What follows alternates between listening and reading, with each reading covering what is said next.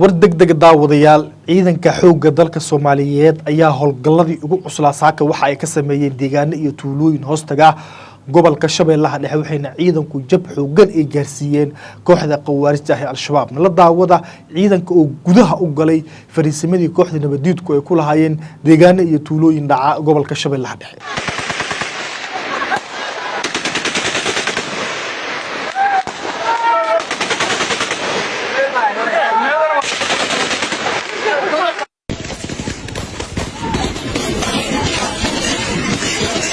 saad aragteenba waa ciidanka xoogga dalka Soomaaliyeed oo howlgalladii ugu cuslaa ka sameeyay deegaano iyo tuulooyin dhaca deegaanka Jabadgodani ee gobolka Shabeellaha Dhexe sidoo kale ciidamadu waxay howlgallo ay ka sameeyeen degmooyinka Aadan Yabaal iyo Masaajid Cali Gudud tuulooyin hoostaga iyadoo ciidamadu ay ku guuleysteen in goobahaasi ay ka nadiifiyaan kooxda nabadiidka ah Al-Shabaab muuqaalada aad aragteen waa ciidanka xoogga dalka Soomaaliyeed ee hawdka deegaano ka tirsan gobolka Shabeellaha Dhexe dagaalka ugu adkaa kula galay kooxaha argagixisada waxayna ciidanku sidoo kale ay ku guuleysteen in deegaano dhowr ah oo ka tirsan gobolkaasi saakay ee dagaalkii ugu adkaa ee la galaan kooxda nabadiidka ah Al-Shabaab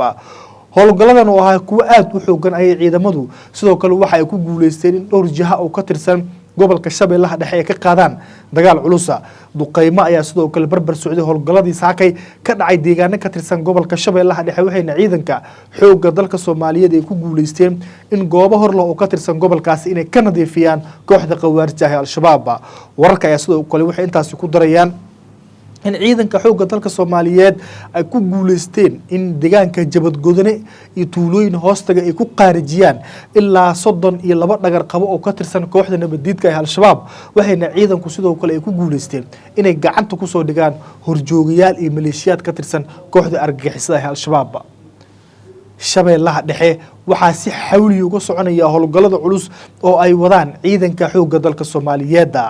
sidoo kale taliska ciidanka xoogga dalka qaasatan saraakiisha ciidamada xoogga dalka Soomaaliyeed oo xiriir la sameeyay ayaa inoo xaqiijiyay in dagaalkii ugu xoogana in saaka uu ka dhacay deegaano ka tirsan gobolka Shabeellaha Dhexe ciidanka xoogga dalka Soomaaliyeed ay si adag iskaga difaaceen kooxda nabadiidka waxayna ciidanku sidoo kale ay weerareen goobo lagu tuhunsan yahay inay iska soo abaabulayeen kooxda nabadiidka ah Al-Shabaab taliska ayaa sidoo kale waxa uu xusay in howlgalladii saakay lagu qaarijiyay tiro aad u badan oo ka tirsan kooxda nabadiidka ah waxayna sidoo kale ciidamadu ay gacanta ku soo dhigeen saanado military oo ay lahaayeen kooxda argagixisada ah Al-Shabaab waxayna sidoo kale ciidanku ay ku guuleysteen in dhowr goobood oo ka tirsan gobolka Shabeellaha Dhexe saakay ay kula dagaalaan kooxda nabadiidka ah Al-Shabaab hubkii ugu tirada badnaa ee dawladda Turkiga ugu deeqday militariga Soomaaliya ayaa dhawaan gaaray furimaha hore ee dagaalka iyadoo saddexdii maalin la soo dhaafay hubkaasi ay ku qulqulayeen furimaha hore ee dagaalka ee ka tirsan gobolka Shabeellaha Dhexe sidoo kale ciidan Turkiga saraakiil Turkiga ayaa waxa ay sidoo kale ku sugan yihiin deegaano ka tirsan gobolka Shabeellaha Dhexe waxayna qayb ka yihiin ama ay garab siinayaan ciidanka xoogga dalka Soomaaliyeed ee dagaalka adag kula jira kooxaha nabadiidka ah Al-Shabaab taliska ayaa sidoo kale taliska xoogga dalka Soomaaliyeed ay sidoo kale wuxuu xusay in ciidanka xoogga dalka ay saaki ku guuleysteen in goobo hor leh oo ka tirsan deegaanadaas inay ka nadiifiyaan kooxaha nabadiidka waxayna ciidanku ay sidoo kale ay ku guuleysteen saakay inay burburiyaan gawaari dagaal oo ay lahaayeen kooxda argagixisada ah Al-Shabaab saraakiisha ayaa sidoo kale inoo xaqiijinay gacanta ku soo dhigeen horjoogayaal dhaawac ah oo ka tirsan nabadiidka waxayna sidoo kale ciidamadu ay ku guuleysteen in dhowr jaha oo ka tirsan gobolka Shabeellaha Dhexe ay ka weeraraan kooxda nabadiidka ah Al-Shabaab dagaalkii saakay ka dhacay gobolka Shabeellaha Dhexe wuxuu ahaa mid kamid ah dagaaladii ugu xooganaa ay ciidanka xoogga dalka Soomaaliyeed la galaan kooxda qawaarijta ah Al-Shabaab waxayna ciidanku ay ku guuleysteen in deegaano badan oo ka tirsan gobolka Shabeellaha Dhexe inay ka xoreeyaan kooxda nabadiidka ah Al-Shabaab taliska xoogga dalka Soomaaliyeed ayaa waxa uu xusay in ay sii socon doonaan dagaalada adag ee lagu jiro kooxaha argagixisada ah Al-Shabaab wuxuuna talisku xusay in ciidanka xoogga dalka Soomaaliyeed dhaqdhaqaaqii ugu xoogana haatan ay ka wadaan deegaano iyo tuulooyin dhaca gobolka Shabeellaha Dhexe wararka ayaa sidoo kale waxay intaasi ku darayaan in ciidanka xoogga dalka Soomaaliyeed ee jihooyin dhowr ah ay ka weerareen goobo ay iska abaabulayeen kooxda qawaarijta ah Al-Shabaab waxayna sidoo kale ciidamadu ay ku guuleysteen in dhowr jiha oo ka tirsan degmooyinka Aadan Yabaal iyo Masaajid Cali Gudud ay ka sameeyaan howlgalladii ugu cuslaa oo lagu bartilmaameedsaday goobo ay ku shirisanayeen kooxda nabadiidka ah Al-Shabaab horjoogayaashooda ciidan aad u tiro badan oo ka tirsan kuwa xoogga dalka Soomaaliyeed ayaa maalmihii ugu dambeeyay waxay ku qulqulayeen gobolka Shabeellaha Dhexe waxayna ciidankaasi dagaal adag la galeen kooxaha argagixisada ah Al-Shabaab iyagoo ciidanku ay guulo waaweyn ka gaareen dagaaladii ugu dambeeyay ee ka dhacay deegaanada tuulooyin dhaca gobolka Shabeellaha Dhexe markana ciidanka xoogga dalka Soomaaliyeed ayaa sidoo kale howlgallo ballaaran waxa ay ka wadaan deegaano iyo tuulooyin dhaca gobolka Shabeellaha Hoose. wararka aynu ku helino Shabeellaha Hoose ayaa waxay sheegayaan ciidanku ay howlgalladii ugu cuslaa ay ka wadaan deegaano dhaca dhanka xeebta qaasatan degmada Baraawe iyo tuulooyin ku dhow. Baraawe iyo Buulamareer tuulooyin hoostaga ay ciidamadu waxa ay ka wadaan howlgalladii ugu cuslaa oo lagu la dagaalamayo kooxaha argagixisada Al-Shabaab. waxayna sidoo kale wararku intaas ku darayaan in ciidanka xoogga dalka Soomaaliyeed ay tuulooyin hoostaga Baraawe ka sameeyeen saaka howlgalladii ugu cuslaa waxayna halkaas ciidamadu ay ku bartilmaameeysadeen koox ka tirsan qawaarta Al-Shabaab. wararka ay sidoo kale waxay intaas ku darayaan in ciidanku ay saaka ku guuleysteen in jihooyin dhowr ah oo ka tirsan gobolka Shabeellaha Hoose ay ku weeraraan nabadgelyada Al-Shabaab. goobaha saakay dagaalada ay ka dhaceen waxaa ka mid ah gandarshay jiri markayla dhanaane qaasatan deegaanka dhanaane ee gobolka Shabeellaha Hoose waxayna ciidanku halkaas dagaal adag saaka ay kula galeen kooxaha argagixisada Al-Shabaab. wararkaynu ku helino deegaanka dhanaane ayaa waxay sheegayaan ciidanka xoogga dalka Soomaaliyeed ay saaka halkaas ka sameeyeen howlgalladii ugu cuslaa oo lagu bartilmaameysanayo kooxaha nabadgelyada Al-Shabaab.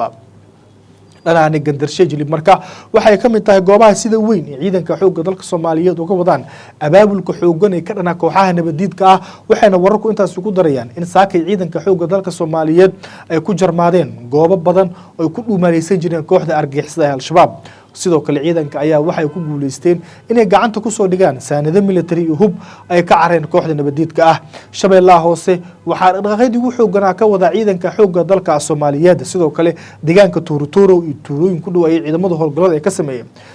Tuurtuuro tuulo hoos tagta oo lagu magacaabo ama deegaan hoos tago lagu magacaabo Busley Daawud ayay ciidamadu waxay ka sameeyeen howlgalladii ugu cuslaa oo lagu bartilmaameysanayo kooxda argagixisada Al-Shabaab. deegaanka Busley Daawud iyo tuulooyin ku dhow ayay ciidamadu howlgallo ballaaran ay ka sameeyeen waxayna ciidamadu ku guuleysteen deegaankaasi ay ku weeraraan koox ka tirsan argagixisada Al-Shabaab. Shabeellaha Hoose guud ahaan deegaano dhaca dhanka jinka webiga waxaa si dardaraya xawli uga soconaya howlgallada culus ay wadaan ciidanka xoogga dalka Soomaaliyeed. ciidanka ayaa maalmihii ugu dambeeyay waxay wadeen dhaqaaqyadii ugu xoogganaa ee lagula dagaalamayo kooxaha nabadgelyada iyadoona ciidanku ay ku guuleysteen in jihooyin dhowr ah oo ka tirsan gobolka Shabeellaha Hoose ay dagaal adag kula galaan kooxda argagixisada Al-Shabaab. maalmihii ugu dambeeyay Shabeellaha Hoose dhaqaaqyadii ugu xoogganaa ayay ka wadeen ciidanka xoogga dalka Soomaaliyeed waxayna ciidamadu ee dhowr jaha oo ka tirsan gobolkaasi ay ku weerareen kooxda nabadgelyada iyadoona sidoo kale ciidamadu ay ku guuleysteen saakay in saanado aad u tiro badan oo military inay ka soo furtaan kooxda qawaarta Al-Shabaab.